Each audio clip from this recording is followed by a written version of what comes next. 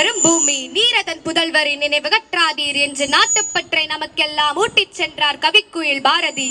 ஆடுவோமே பள்ளு பாடுவோமே ஆனந்த சுதந்திரம் அடைந்து விட்டோம் என்று சுதந்திரம் பெறுவதற்கு முன்னதாகவே அச்சுதந்திரத்தை பெற்றுவிட்டதாக எண்ணி ஸ்லாகித்து பாடினார் மகாகவி. இமயம் முதல் குமரி வரை பரந்து கிடக்கும் இப்பாரத பூமி பழமையும் பெருமையும் கொண்டு விளங்கும் நன்னாடாகும். அதுவே என்றும் நமக்கு பொன்னாடாகும். எந்தையும் தாயும் மகிழ்ந்து குழாவி இருந்ததும் இந்நாடு. அதன் முந்தையர் 1000 ஆண்டுகள் வாழ்ந்து முடிந்ததும் இந்நாடு.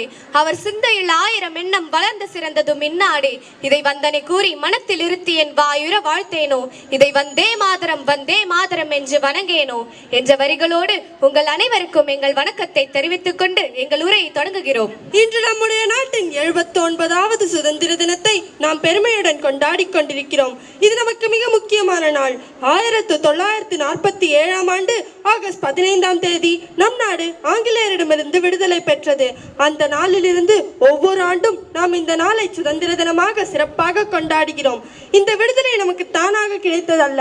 அதற்கு பின் எண்ணற்றோர் அனுபவித்த இன்னல்களாலும் ரத்தம் சிந்துதலாலும் வியர்வை துளிகளாலும் எழுதப்பட்டதே இந்திய சுதந்திர வரலாறு. பல ஆயிரக்கணக்கான மாவீரர்கள் தங்கள் உயிர்களை தியாகம் செய்து நமக்காக இந்த சுதந்திரத்தை ஈட்டிக் கொடுத்துள்ளார்கள். அத்தகையோரில் தமிழகத்திற்கும் தமிழக விடுதலை போராட்ட வீரர்களுக்கும் இந்திய விடுதலை போரில் தனித்த இடமும் உண்டு, பங்கும் உண்டு.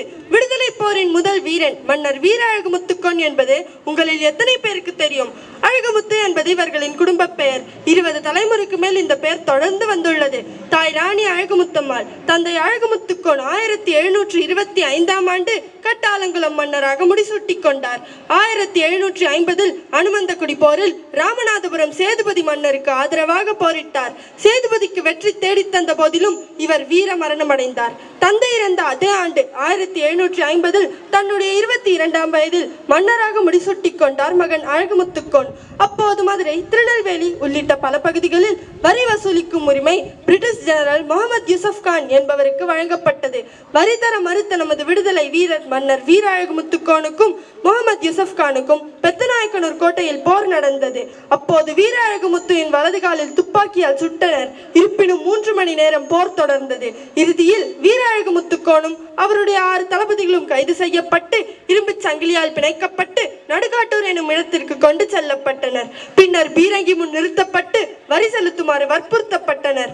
மன்னிப்பு கேட்டால் உயிர் மிஞ்சும் என்று கூறியும் வீர அழகுமுத்துக்கோன் மன்னிப்பு கேட்க மறுத்துவிட்டார். பிறகு 248 வீரர்களின் வலது கரங்கள் வெட்டி சாய்க்கப்பட்டன.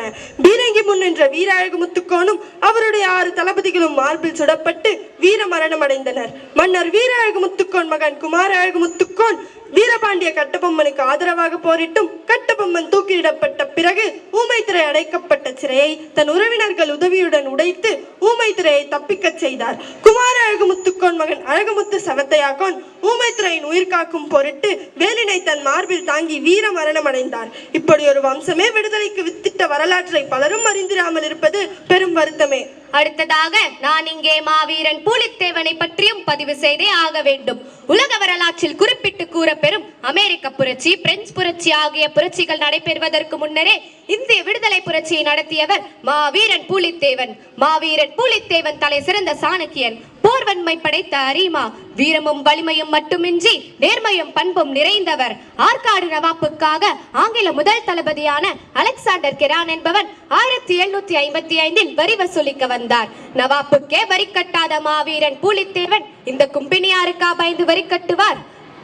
பாஞ்சாங்கலுக்குறிச்சி பாளையக்காரர் பொல்லா பாண்டிய கட்டபொம்மன், எட்டயபுரத்து பாளையக்காரர் ஆகியோர் கிரானுக்கு பயந்து அடிபணிந்து கப்பத்தை கட்டிய போதும் சிறிதேனும் மஞ்சாமல் நாங்கள் இந்த மண்ணில் பிறந்தவர்கள், இந்த மண்ணிற்கு சொந்தக்காரர்கள், எங்கிருந்தோ வந்த ஆங்கிலேயருக்கு எதற்காக கட்ட வேண்டும் கப்பம்? கப்பம் என்ற பெயரால் ஒரு சல்லி காசு கூட கட்ட முடியாது. உன்னால் ஆனதை பார் என்றார் மாவீரன் பூலித்தேவன். சரி, கொஞ்சம் நெல்லாவது கொடுங்கள் என்று துபாஷ் கேட்டபோது வரி என்னும் பெயரால் 1 மணி நெல்லை கூட கட்ட மாட்டேன் என்று மறுத்து கூறினார். இதன் காரணமாகவே அவரின் ஊரின் பெயர் நெற்கட்டான் செவ்வல் என வழங்கலாயிற்று.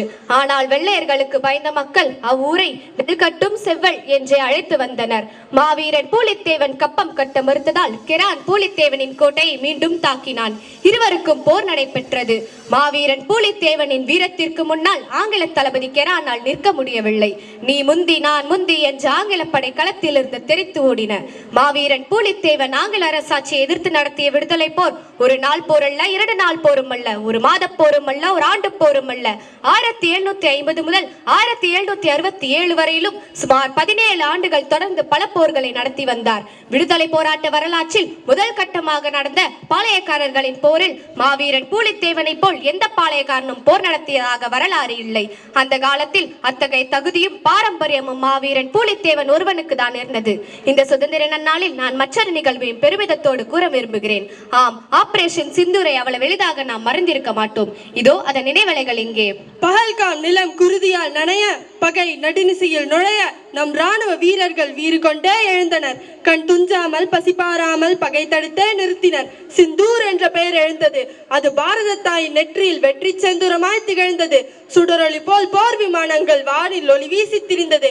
உலகமே என்னென்று ஏதென்று பார்த்தது. அது ஒரு 23 நிமிட பொற்காலம். வானில் விண்மீன் போல் மின்னியது நம் சேனைகள். ரஃபேலும் மிராஜும் சு-30 பறந்தன.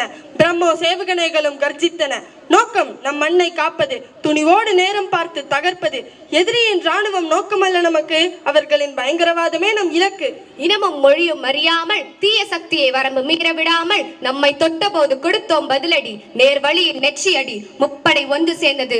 மண்ணும் விண்ணும் கடலும் கண்ணா இருந்தன. வீரத்தையும் ஒழுங்கையும் காண வைத்தன. செந்தூரம் போல சிந்திய வீரம் இறுதியில் எழுந்தது தேசத்திற்கே உற்சாகம். அணுவென்று பயந்தது உலக நாடுகள். ஆனால் நம் நோக்கம் பயங்கரவாதிகளுக்கே பாடுகள். அழிக்கவில்லை எதிரியின் ராணுவத்தை, அழித்தோம் அவர்களின் தீய வித்துக்களை. நம்மை தொட்டால் நாங்கள் பேச மாட்டோம், தொலைவில் இருந்து அடிக்க தயங்க மாட்டோம். அழிவின் முன் நெறிமுறை சொல்வோம், அறவழி மீற மாட்டோம். ஆனால் விடுதலையின் வார்த்தையை மறக்க மாட்டோம். சாளரம் தாண்டி பறந்தது நம் வீர சிந்தனை. சக்கரம் போல சுழன்றது வானில் நம் ஏவுகணை. இந்திய வீரர் எப்போதும் விழிப்புடன், செந்தூரமாய் சிந்தும் புனித சத்தியத்தின் துணையுடன். முடிவில் நம் உறுதி, தீமைக்கு இடமில்லை. வீரம் உள்ளதென சொல்ல தயக்கமில்லை. சாதிக்க வல்ல இந்திய வீரருக்கு தடையே இல்லை, இனி வானமே இல்லை என்று கூறி இவ்வேளையில் ஆபரேஷன் சிந்தூரை வழிநடத்திய 2 சிங்க பெண்களுக்கும் எங்கள் வீர வணக்கத்தை உரித்தாகி மகிழ்கிறோம். உண்மை சுதந்திரத்தை உணர்வோம், நாட்டை முன்னேற்ற பாதையில் அழைத்து செல்வோம் என்று கூறி எங்கள் உரையை நிறைவு செய்கிறோம். நன்றி, வணக்கம். ஜெய்ஹிந்த், வந்தே மாதரம்.